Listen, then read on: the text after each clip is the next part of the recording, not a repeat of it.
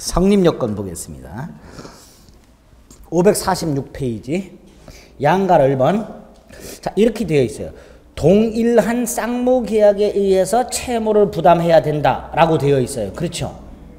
그러니까 동그라미 1번으로 내려가면 두 번째 줄 각각 별개의 약정으로 채무가 생겼다면 하나의 쌍무계약을 통해서 채무가 생겨야 항변권이 인정되는데 별개의 약정으로 채무가 생겼다면 당연히 이건 원칙적으로 항변권이 인정되지 않는다. 그 문구 하나 조심하시면 돼요. 당연한 거고요. 그 다음에 오른쪽 동그라미 3번을 가면요.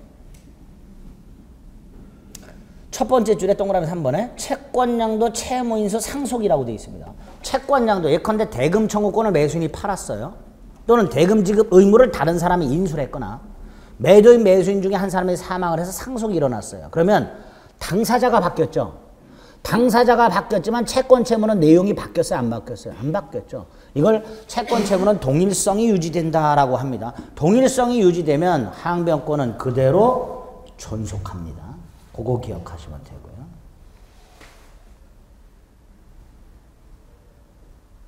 (4번을) 보면요.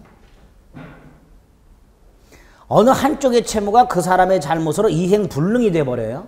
예컨대 매도인의 채무가 매도인 잘못으로 이행불능이 되면 그 매도인의 채무는 손해배상 채무로 바뀌어요. 이때의 매도인의 손해배상 채무와 매수인의 채무는 여전히 무슨 관계예요? 여전히 동시행관계겠죠. 그래서 첫 번째 요건과 해서 딱 세 가지를 여러분들 일단 체크를 합니다. 뭐 크게 어려웠거나 그런 건 아니죠. 뭐 예를 통해서 이해할 필요도 없고요. 그 문구만 딱 기억하십니다. 하나를 조심하시는데요. 경계계약이라는 게 있습니다. 경계계약은 기존 채권 채무를 소멸시키면서 새로운 채권 채무를 성립시키는 걸 경계계약이라고 하는데 여러분들 중에 지금 1, 2차 다 끊으셨죠? 근데 한 5월쯤 가면 야 이거 안 되겠다. 학원에 가서 나 1차만 들을래요 라고 바꾸는 분들이 간혹 생겨요. 그럼 기존의 1, 2차를 다 들을 수 있는 채권 채무 관계에서 뭘로 바꾼 거예요? 1차만. 그런 걸 경계계약이라고 해요. 기존 채권 채무를 소멸시키면서 신채권 채무를 성립시키는 당사자 간의 별도의 계약을 경계계약이라고 하는데 예컨대 매매계약을 했을 때 1억이라고 했다가 땅값이 막 폭등하고 매도인이 입이 대빨 나오니까 매수인과의 사이에 1억을 1억 5천으로 바꿨어요. 경계계약이죠. 그럼 기존의 1억 채권 채무에 대한 항변권은 당연히 소멸하고 1억 5천에 대한 새로운 채권 채무가 생기겠죠. 따라서 경계계약이란 말이 나오면 기존 항변권은 소멸한다. 이렇게 기억하시면 돼요. 그래서 첫째, 별개의 약정으로 성립한 채무는 원칙적으로 항변권이 생기지 않는다. 채무인수 채권량도 상속의 경우에는 항변권은 그대로 존속한다. 경계계약의 경우는 항변권이 소멸한다. 일방이 채무 불이행 손해배상 채무로 바뀌었을 때는 기존 채무와 여전히 동시 이행 관계다. 그 중에 요것만 하나 교재에 추가를 해주시면 돼요. 경계계약의 경우에는 항변권은 어떻게 된다? 소멸.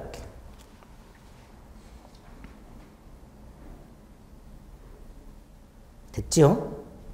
자, 첫 번째 요건에서는 여러분들 요 정도 기억을 해주시면 됩니다. 그 다음에 두 번째 요건이 쌍방 채무가 서로 변제기 있을 것이라고 되어 있죠. 계약을 체결할 때 이렇게 했어요. 각과 을이요. 1월 10일 날 계약을 했고요. 계약금 줬고 1월 20일 날 중도금을 주기로 했고요. 1월 30일 날 재산권을 넘겨주고 잔금을 치르기로 했어요. 그럼 요게 동시행관계죠. 그쵸?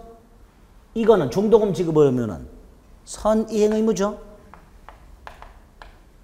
이때 1월 20일이 되었을 때 갑이 중도금 내놔 라고 할 때 갑은 이행기가 됐어요? 안 됐어요?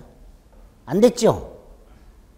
그러니까 을은 항변권 행사할 수 있다 없다? 없다. 이렇게 되겠죠. 그러니까 선이행 의무 있는 경우, 즉 상대방은 아직 이행기가 도래하지 않은 경우 항변권은 인정되지 않는다. 이렇게 되겠죠? 예? 그래서 항변권의 요건이 양채무가 모두 이행기 있을 것, 청구하는 자도 이행기가 되었을 것, 이게 요건이 되는 거예요. 근데 선이행 의무 경우에는 항변권이 없는 게 원칙인데 예외적으로 항변권이 인정되는 경우가 두 가지가 있습니다. 자, 양가로 2번 원칙이 동그라미 1번에 있고요. 두 줄 예외가 있습니다. 첫째가 상대방 채무가 이행기가 도래한 경우라고 되어 있는데 1월 20일이 됐어요. 을은 중도금을 먼저 줘야 되잖아요. 안 주고 미적미적해요. 이 미적미적 해야 될 걸 하지 않고 미적미적하는 걸 지체라 그래요. 어디 외출이나 여행 갈 때 남자분들은 미리 차 시동 걸고 내려와 있지만 여자분들은 미적미적하고 있죠. 집안에서. 그게 지체야. 이렇게 해야 되는데 안 하고 미적미적하고 있다가 1월 30일이 됐어요. 상대방 이행기도 도래했죠. 그러면 이때는 상대방 이행 의무와 동시행 관계 있는 잔대금 지급 의무뿐만 아니라 선이행 의무였던 중도금 지급에 대해서도 항변권이 생긴다가 우리 판례예요. 그게 첫 번째. 어렵지 않죠? 따라서 중도금 지급 의무 있는 자가 중도금을 지급하지 아니한 채 잔대금 지급끼리 도래하게 되면 매도인의 재산권 이전과 동시 이행 관계에 있는 것은 잔대금 지급 의무뿐만 아니라 중도금 지급 의무도 동시 이행 관계가 된다가 우리 판례의 태도입니다. 또 하나가요. 548페이지 판례 박스 밑에 둘째 불안의 항변권이라고요. 아파트를 분양받은 수분양자가 중도금을 지급할 날짜가 됐는데 건설회사가 신용불안 또는 재산 상황이 악화, 워크아웃 들어갈 것 같아. 건설회사가. 그럼 중도금 내고 싶은 생각이 전혀 없겠죠. 즉 선이행 의무 있는 자의 입장에서 봤을 때 상대방이 이행기에 이행이 곤란한 현저한 사유가 있더라. 그러면 선이행 의무라 하더라도 항변권을 행사할 수 있다. 이걸 불안의 항변권 이렇게 부릅니다. 이렇게 두 가지 경우에는 선이행 의무라 하더라도 항변권을 행사할 수 있다. 이렇게 생각하면 돼요. 세 번째가 양가로 3번. 갑이 예를 들어서 을에게 이행을 하면서 청구를 해. 등기서류를 넘겨주면서 돈 내놓으라 그래. 그럼 당연히 을은 돈을 줘야 되죠. 을은 항변권 행사할 수 있어요, 없어요? 을이 갑이 등기서류를 넘겨주면서 돈을 주고 있는데 을이 등기서류 넘겨줄 때까지 돈 못 줘라고 할 수 있어요, 없어요? 없지. 항변권 없어요. 항변권이 없다는 건 지체 책임을 부담한다는 거예요. 연체이자가 붙어요. 근데 며칠 있다가 갑이 재청구를 하는데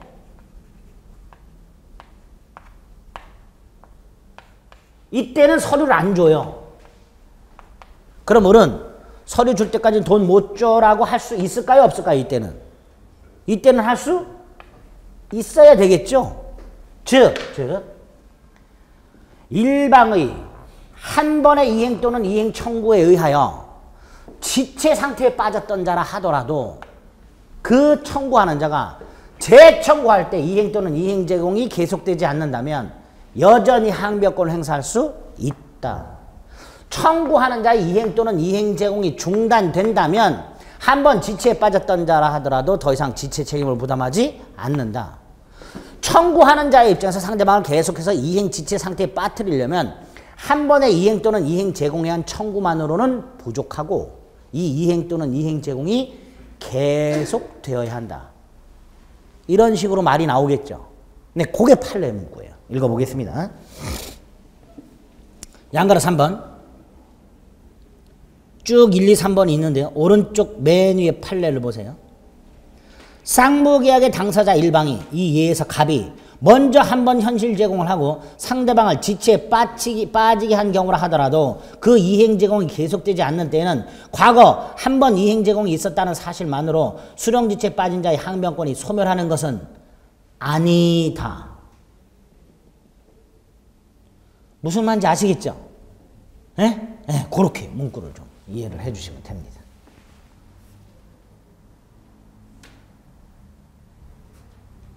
됐습니다. 자, 이렇게 항변권이 성립하기 위한 세 가지 요건을 보셨고 그 요건 속에 구체적으로 판례 몇 가지를 확인하신 거예요. 이런 요건을 갖추게 되면 항변권이 생기고요. 항변권이 생기면 오른쪽 효력의 양가로 1번 기본적인 효력이 이행 지체 책임이 생기지 않는다. 그리고 이걸 언제까지 거절할 수 있어요? 상대방이 이행할 때까지. 이걸 연기적 항변권이라고 합니다. 뭐라고 한다고요? 연기적 항변권.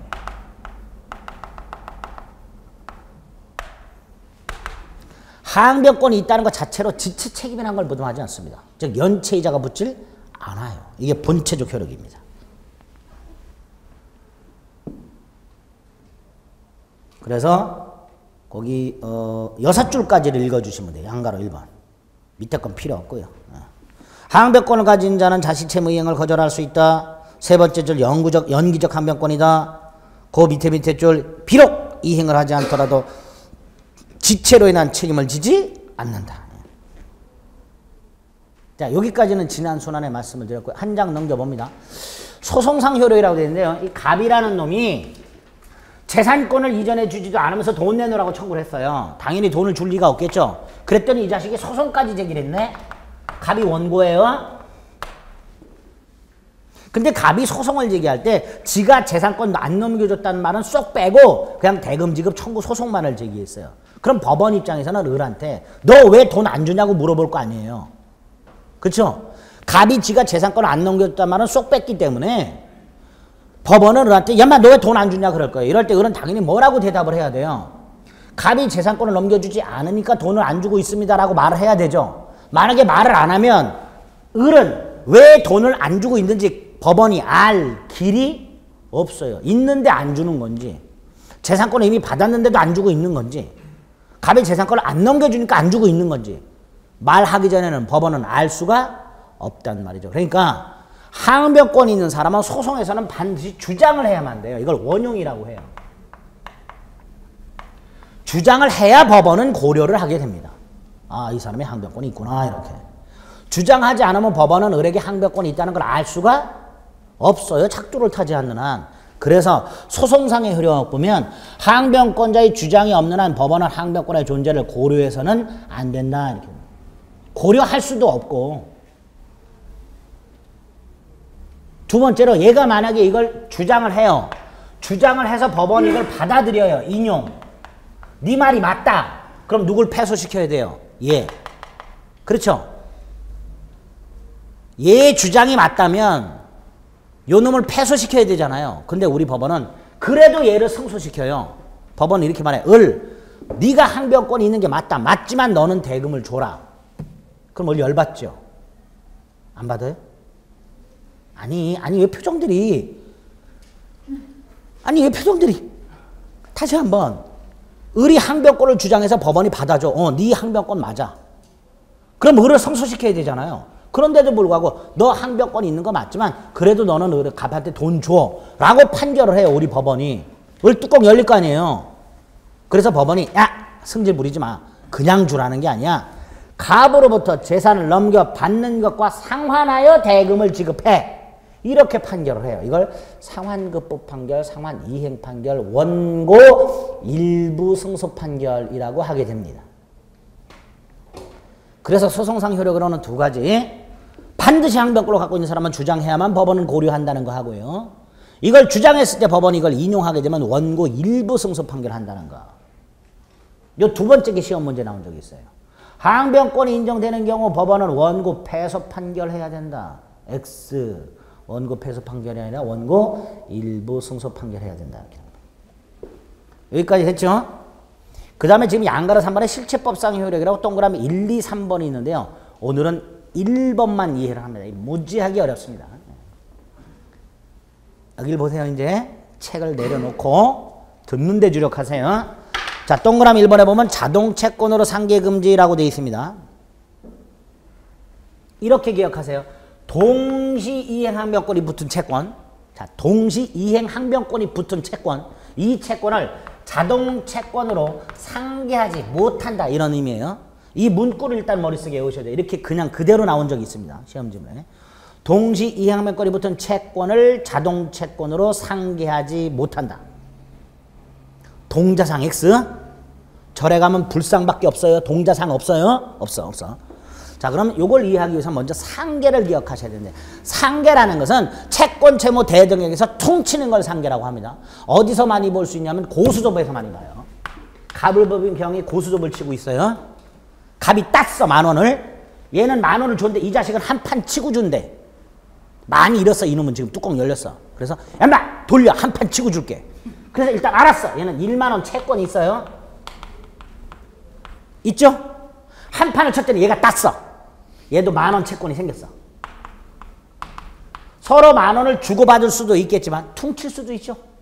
퉁치는 걸 상계라고 해요.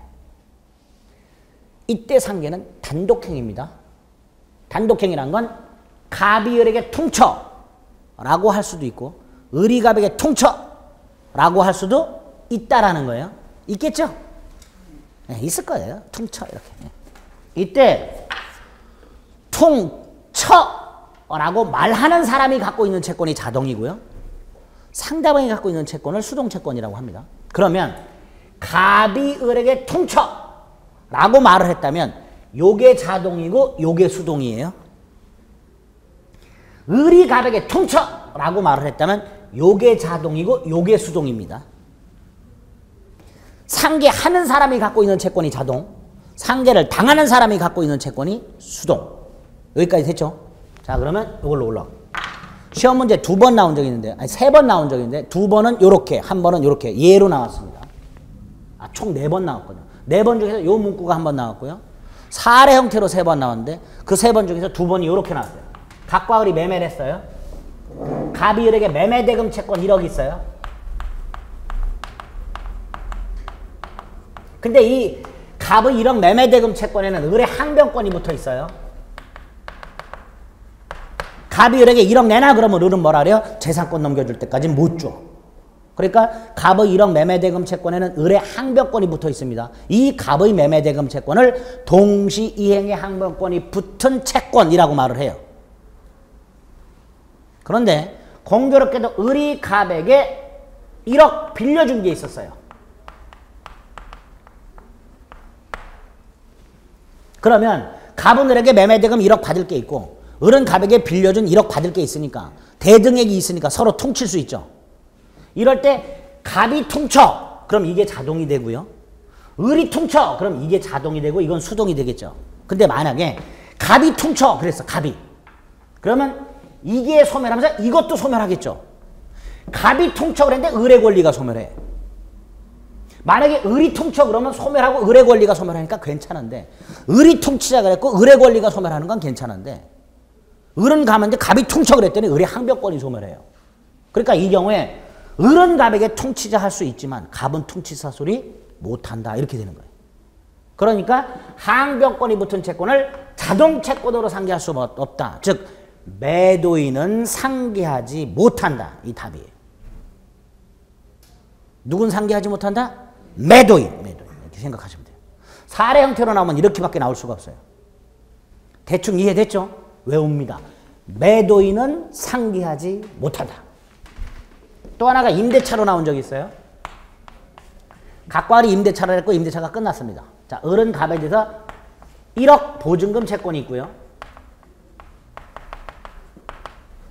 이 1억 보증금 반환 채권에는 갑의 항변권이 붙어 있어요. 그래서 임차인의 보증금 반환 채권이 항변권이 붙은 채권이 됩니다. 그런데 이것도 공교롭게도 갑이 을한테 빌려준 돈이 있었어요.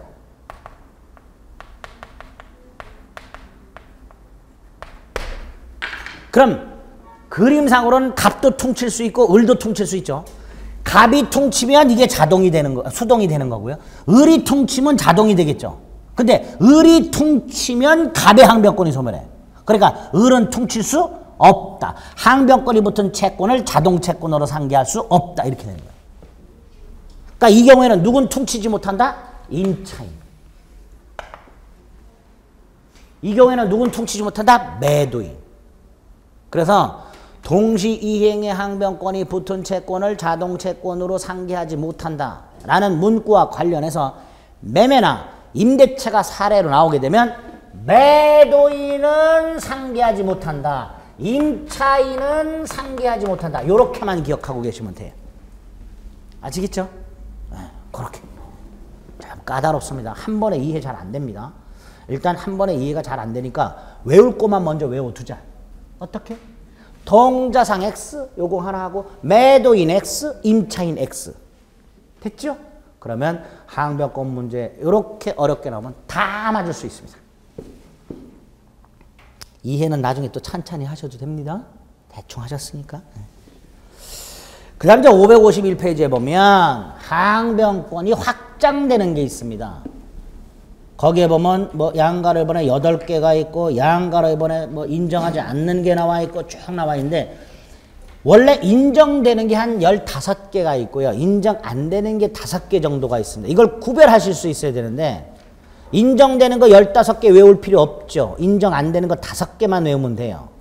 시험 지문에 박스 쳐놓고 다음 중 동시 이행 관계를 골라라 아닌 것을 골라라 이렇게 나오는 경우도 많아요. 그럼 이 경우에는 동시 이행 관계인 것과 아닌 걸 구별할 수 있어야 되죠. 아닌 걸 외웁니다. 양가로 2번.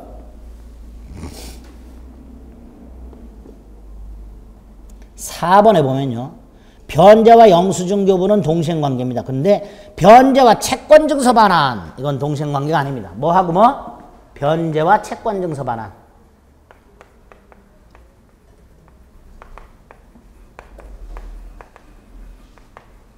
채권증서가 뭘까요? 이거 차용증 생각하시면 돼요. 차용증.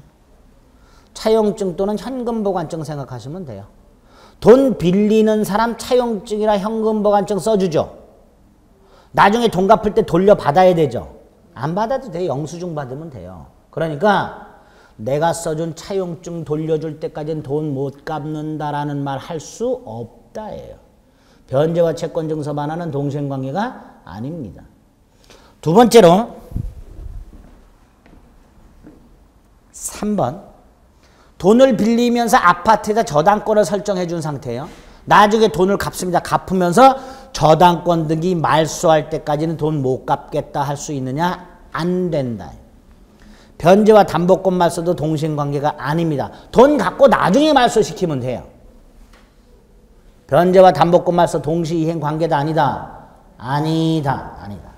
3번 1번 임차권 등기가 되어 있는 주택에 주택임대차나 상가임대차 보면 임차인이 법원에다가 신청을 해서 임차권 등기가 되는 경우가 있는데 이렇게 법원의 임차권 등기 명령 제도에 의해서 임차권 등기가 된 주택이 있을 때 임대인이 보증금을 반환하면서 임차권 등기 말소해야 주겠다 이렇게 말하는 경우가 있어요.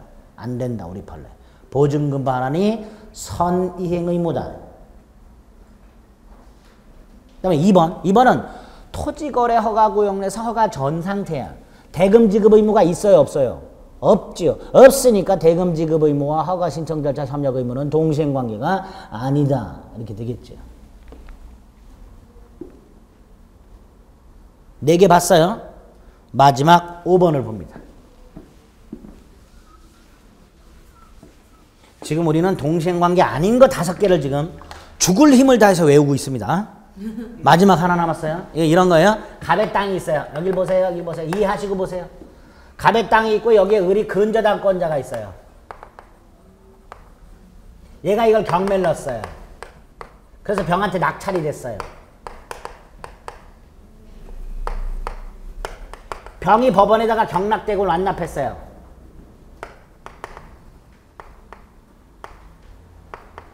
그리고 배당을 했어요. 그리고 등기까지 이전했어요. 얘가. 법원이 촉탁에 의해서 등기까지 마쳤어요. 경매 절차가 완벽하게 종결이 됐죠. 그런데 이게 무효임이 밝혀졌어. 무효니까 받은 거 돌려주고 준 거 돌려받아야 되죠. 자, 을은 받은 거 돌려줘요. 이렇게 등기 말소. 이 배당금 돌려줘야 돼요.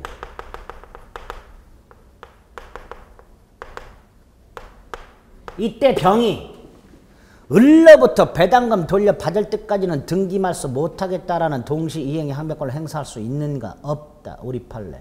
낙찰자의 채무자에 대한 등기 말소 의무와 배당받은 근저당권자의 낙찰자에 대한 배당금 반환 의무는 이행의 상대방이 다르다. 다르죠? 다르니까 동시행관계가 아니다. 그게 5번. 5개. 동시행관계 아닌 것 5개. 를 외움으로써 항변권은 막을 내리게 됩니다. 딱 요렇게. 됐죠? 네, 됐습니다. 자, 이제 오늘 마지막으로 봐야 될 위험부담이 나왔습니다.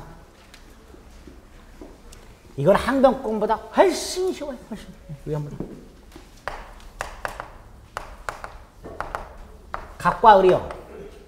1월 10일 날 주택매매 또는 토지 매매를 했는데 1월 15일 날 주택이 원인을 알 수 없는 화재에 의해서 소실이 되어버렸거나 토지가 수용이 되어버렸거나 그러면 갑의 채무는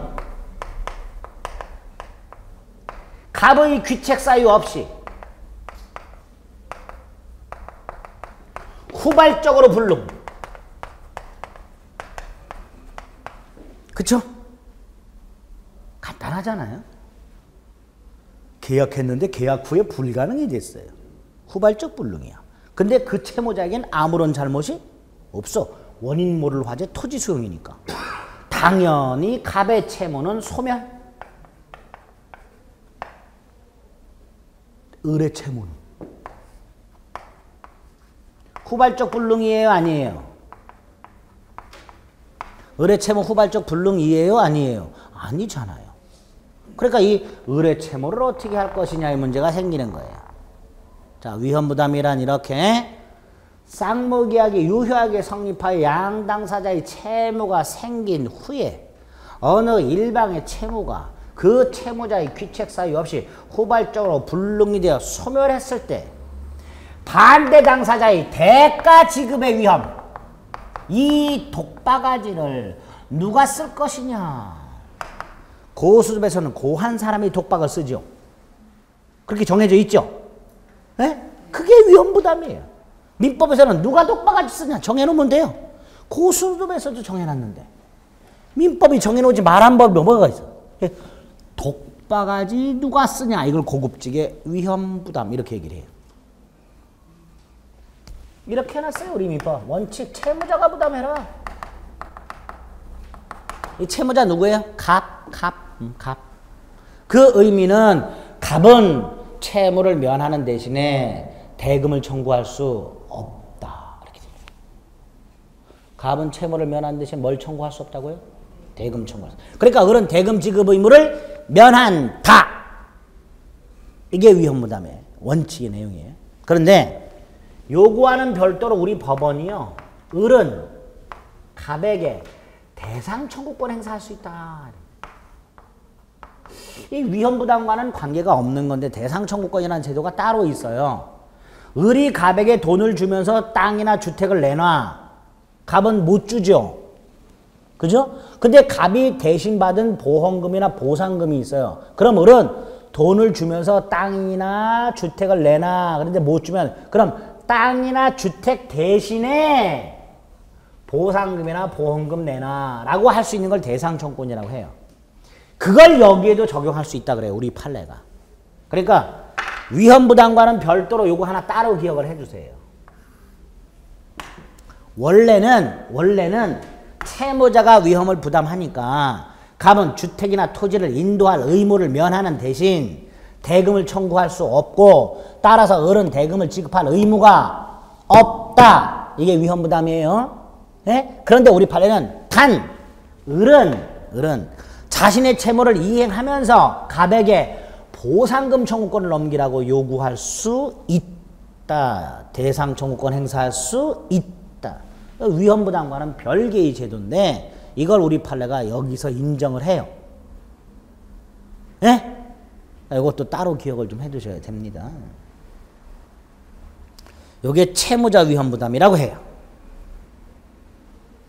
만약에요, 이 채무자 위헌부담, 갑은 주택이나 토지를 넘겨줄 면하는 대신 대금을 청구하지 못하죠. 미리 계약금 같은 거 받은 거 있으면 갑은 어떻게 해야 될까요? 이거 돌려줘야 되죠. 그거까지 이미 이행한 부분이 있으면 채무자는 돌려줘야 한다. 두 번째가요, 예외. 채권자가 위험을 부담하는 경우가 있어요. 두 가지 경우.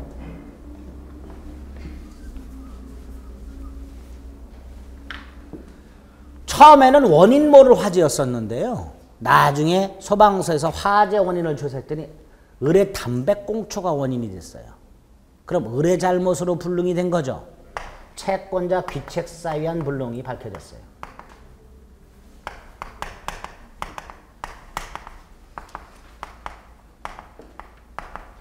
당연히 을의 잘못으로 화재가 났으니까 당연히 을은 돈을 줘야 되겠죠. 채권자 위험 부담이. 또 하나가 원래 1월 13일 날 갑이 등기서류 넘겨주고 돈을 지급하기로 했었어요. 1월 13일 날. 그래서 갑이 1월 13일 날 서류를 갖다 주면서 등기서류를 주면서 돈 내놔 그랬어요. 근데 을이 돈이 없어서 못 줬어요. 을은 돈을 줘야 되는 입장에선 채무자였었죠. 근데 채무자가 돈을 못 주니까 이행지체예요. 돈을 못 주니까 물건을 못 넘겨받아요. 을은 물건을 넘겨받는다는 자 입장에선 채권자잖아요. 채권자가 물건을 못 넘겨받아요. 이걸 채권자지체, 수령지체라고 해요.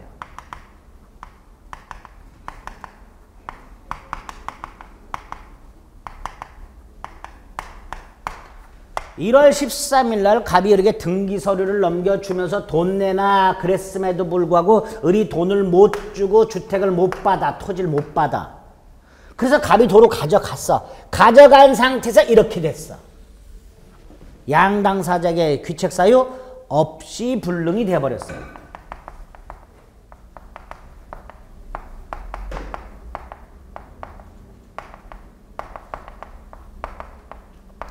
정상적이라면 1월 13일 날 토지주택을 넘겨준 상태에서 이렇게 됐어야 되잖아요.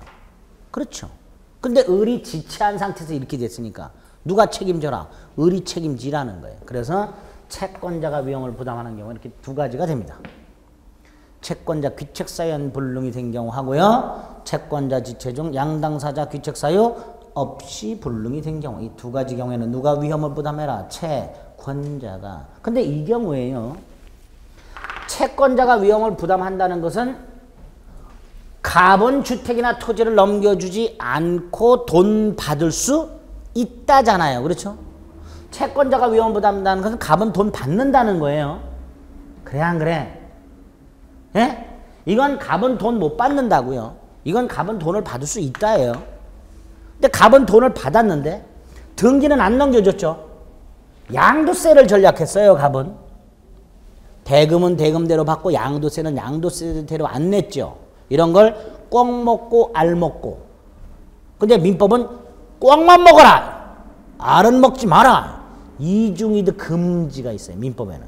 그러니까 갑이 을에 대해서 토지나 건물은 주택은 안 넘겨. 못 넘겨줬는데 돈을 받았어. 받았는데 별도로 양도세를 내지 않았다는 별도의 이득이 있어. 이건 갑이 취해서는 안 돼요. 이 이득은 누구에게 돌려줘라? 채권자에게 돌려줘라. 그래서 채권자 위험 부담의 경우에는 채무자가 별도로 이득이 있다면 이 이득을 채권자에게 돌려주도록 하고 있습니다. 요거 이득 돌려줄 필요가 없다 이렇게 출제가 된 적이 있어요. 돌려줘야 한다. 요걸 채권자 위험 부담이라고 하게 됩니다. 552페이지에 서설에 의미가 있고요. 밑에 채무자 위험 부담이 원칙이고요. 오른쪽 후발적 불능이어야 되고요. 원칙이 쌍방 책임 없는 사유로 불능이 되어야 된다 그랬어요. 효과는 쌍방극부가 소멸하기 때문에 채무자는 반대급부를 청구할 수 없다 그랬어요. 그 다음에 다음 페이지 보니까 동그라미 하면 뭘 인정하고 있다? 대상 청구권. 이렇게.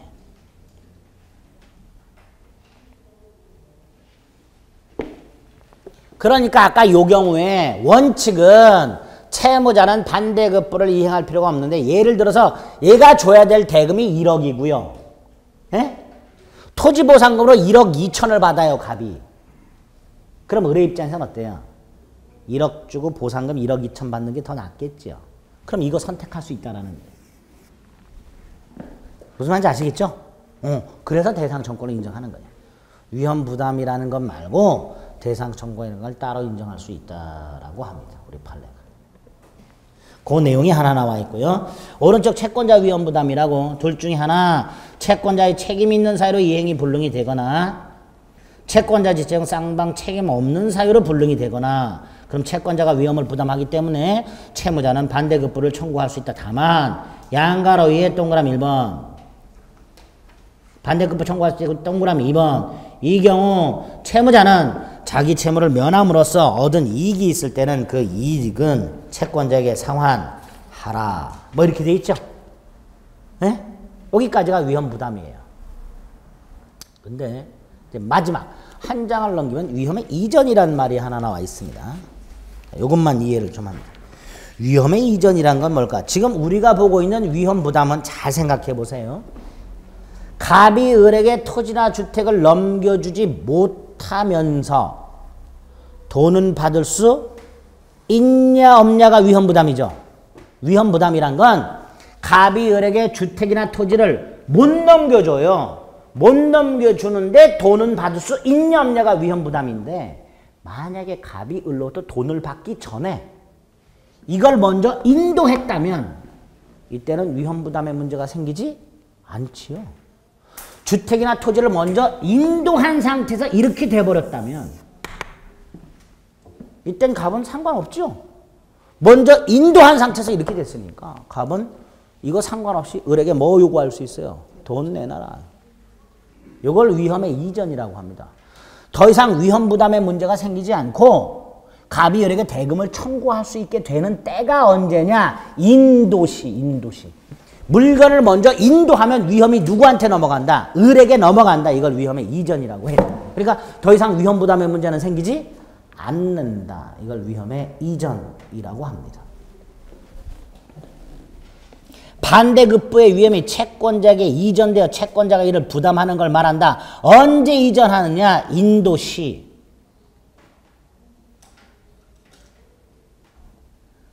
갑이 을에게 돈 받기 전에 물건을 먼저 인도한 상태라면 그 인도 후에 설령 이렇게 되었다 하더라도 위험부담의 문제가 아니고 갑은 을에게 뭘 요구할 수 있다? 돈 내놔. 청구할 수 있게 되는 때, 즉 위험이 채권자에게 이전하게 되는 때, 이게 언제냐? 인도시. 동산이든 부동산이든 인도시가 원칙이고요. 다만 부동산은 인도 전이라도 등기 먼저 넘겨주면 위험이 이전된다라고 얘기합니다. 그래서 동산은 인도시고요. 부동산은 둘 중에 하나. 인도 또는 이전 등기를 먼저 하게 되면 위험은 누구에게 넘어가고? 을에게 넘어가고, 그 이후에는 설령 불능이 되더라도, 이렇게 멸실되거나 수용되더라도 갑은 여전히 을에게 대금을 청구할 수 있다. 이걸 위험의 이전 이렇게 부르게 됩니다. 개념 정도 잡으실 수 있겠죠? 그 정도 체크를 해주시면 되겠습니다. 그래서 계약 총론 중에서 그나마 조금 말랑말랑한 거 여기까지를 봤습니다. 이 두 개가 제일 어려워요. 계약 총론에서는. 그래서 이거는 머리를 조금 식히고 다음 주에 보도록 하겠습니다. 누누이 말씀드리지만 복습을 꼭 해오셔야 됩니다. 다음 주하고 그 다음 주 한 1, 2교시쯤 되면은 계약법은 끝이 날 거예요. 그리고 이제 물권법 갈 건데 머리가 아파요. 그때부터는 미리미리 복습을 좀 철저히 해오셔야 됩니다. 아시겠죠? 오늘 여기까지 하겠습니다. 수고하셨습니다.